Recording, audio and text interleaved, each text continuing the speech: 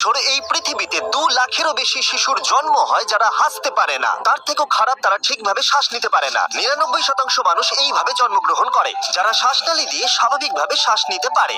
আর বাকি 1% মানুষ এইভাবে জন্ম নেয়, যাদের ঠোঁট বা তালু কাটা থাকে, যা বড় হওয়ার সাথে সাথে তাদের জীবনকে ক্ষতিগ্রস্ত করে তোলে। দরিদ্র অঞ্চলের লোকেদের বেশিরভাগেরই এই সমস্যা থেকে মুক্তি পাবার কোনো উপায় নেই, যার অর্থ হলো হাজার হাজার মানুষ অপারেশনের কোনো সুযোগই পায় না, যার ফলে এরা বড় হয়ে খারাপ পথে গিয়ে সমাজ থেকে বিচ্ছিন্ন হয়ে পড়ে। কিন্তু একটা অর্গানাইজেশন গোটা পৃথিবী জুড়ে এই বিষয়ে একটা বড় পরিবর্তন আনতে মনস্থির করেছে। ইনি হলেন ক্যাথি। 40 বছর আগে আমাকে আর আমার হাজবেন্ডকে বলা হয়েছিল ফিলিপিনে যাওয়ার জন্য।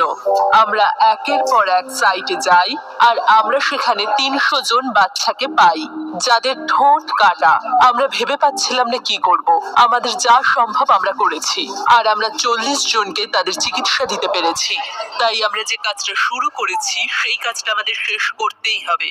এইভাবে অপারেশন স্মাইলের শুরুটা হয়েছিল এবং গত 40 বছর ধরে তারা 4 লাখেরও বেশি সফল অপারেশন করিয়েছে গোটা পৃথিবীর প্রায় 36টা দেশের রোগীদের। যাই হোক, মেক্সিকোতে এই বিষয়ে রোগীর সংখ্যা দ্রুত বৃদ্ধি পাচ্ছে এবং এই সমস্যার সমাধান করা কঠিন হয়ে পড়ছিল। তাই তারা আমাদের সাহায্য চায়। তাই ড্যারেন আর ড্যান মেক্সিকোর উদ্দেশ্যে বেরিয়ে পড়লো, যা ল্যাটিন ইতিহাস এবং সংস্কৃতির শহর।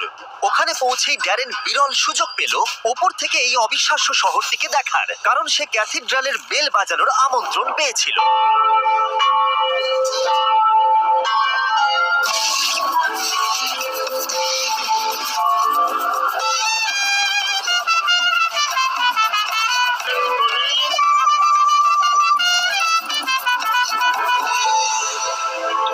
তাদের স্বাগত জানায় মারিসিও।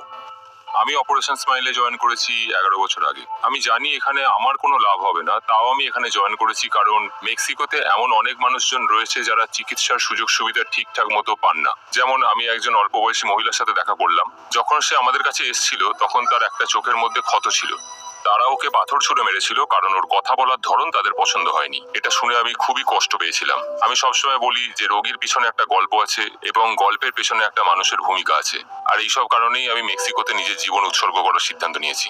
আমরা একটি অল্প বয়স্ক শিশুর সাথে দেখা করেছি এবং সে আমার জীবনে দেখা মিষ্টি বাচ্চাদের মধ্যে একজন, কিন্তু তার মুখে একটা ভয়ানক বিকৃতি রয়েছে। এই শিশুটি খুবই মিষ্টি এবং খুব ফুটফুটে, কিন্তু বড় হওয়ার সাথে সাথে সে এত ভয়ানক সমস্যার মুখোমুখি হবে সেটা জেনেই আমার কষ্ট হচ্ছে। এই রোগীদের মধ্যে একজন ইমানুয়েল। 17 মাস আগে সে একটা ফাটা তালু নিয়ে জন্মগ্রহণ করেছিল। তার বাবা হলো জেরোনিমো, একজন সিঙ্গেল ফাদার যিনি চিয়াপাসের গ্রামীণ অঞ্চলে বসবাস করেন, যেখানে বাস করে তার পক্ষে চিকিৎসার খরচ চালানো এক প্রকার অসম্ভব, কারণ তার রোজগার একেবারেই যথেষ্ট নয়। তার মানে হলো তার একমাত্র আশা ছিল তাকে 17 ঘন্টা বাস যাত্রা করে পুয়েবলা পর্যন্ত গিয়ে তার ছেলের অপারেশনের জন্য নাম নথিভুক্ত করানো, আর নির্বাচিত না হলে তার ছেলের সুস্থ হবার এই শেষ সুযোগটাও সে হারিয়ে ফেলবে। আমরা যদি এই প্রোগ্রামগুলোর মধ্যে যে কোনো একটা দেখি তাহলে সেটার জনসংখ্যা দেখুন। 10টা বাচ্চা বা 2টো বাচ্চা নয়, প্রচুর বাচ্চা আর ফ্যামিলিরা রয়েছে। আপনারা এই ফ্যামিলিগুলো দেখবেন, এদের মুখ দেখবেন, কিন্তু যদি আপনারা নিচে দেখেন তাহলে দেখবেন কোনো জুতো নেই। তারা তাদের সন্তানের জন্য সবকিছু করতে পারে। এদের পিতামাতার কথা ভাবলেই আমার ভেতরটা যন্ত্রণায় ফেটে যাচ্ছে। এমন একটি শিশু যার সার্জারির প্রয়োজন, কিন্তু তার প্রয়োজনীয় অর্থ এনারা জোগাড় করতে পারেন না। আর যখন আমরা দেখলাম এই পরিবারগুলোর অবস্থা কতটা খারাপ ছিল, তখন আমরা সাহায্য করতে সিদ্ধান্ত নিলাম। তাই আমরা 100টারও বেশি অপারেশন করাবো বলে ঠিক করলাম। তাই পরের দিন স্ক্রিনিং কমপ্লিট করে নিয়ে সময় চলে এলো রোগী নির্বাচন করবার। জেরোনিমো খুবই চিন্তিত ছিল, কারণ সে নিশ্চিত ছিল না তার সন্তান নির্বাচিত হবে কিনা। আজ আমার জন্য খুবই ইমোশনাল একটা দিন। আমার পেছনেই রোগীরা বসে আছে আর এবার সার্জারির অ্যানাউন্সমেন্ট হবে। তাদের শুধু এটুকুই বলা হবে যে তাদের জীবনটা পুরোপুরি বদলে যেতে চলেছে।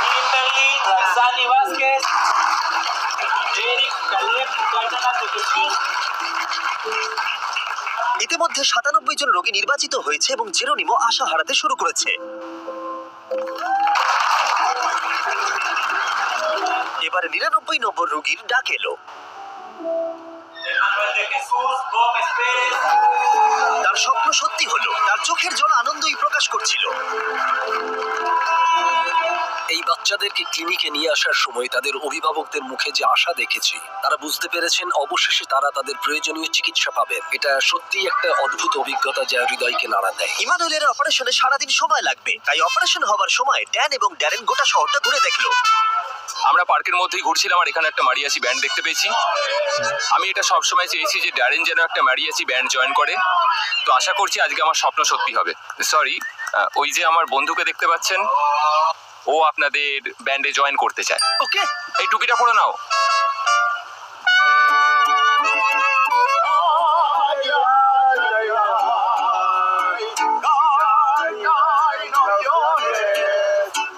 এবার মনে হচ্ছে চুপ করতে বলতে হবে, কি জঘন্য গাইছে। এটা ছিল আমার জীবনের একটা অসাধারণ অভিজ্ঞতা। তাহলে আপনারা বুঝতেই পারছেন ড্যারেনের জীবনটা কতটা বোরিং।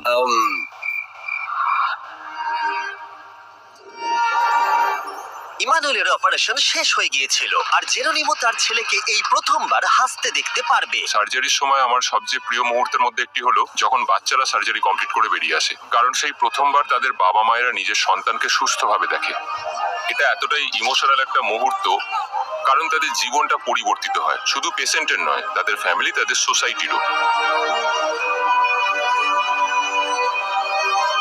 আমাদের পেশেন্টরা সেই সুযোগটা পায় যাতে তারা নর্মাল লাইফে ফিরে আসতে পারে।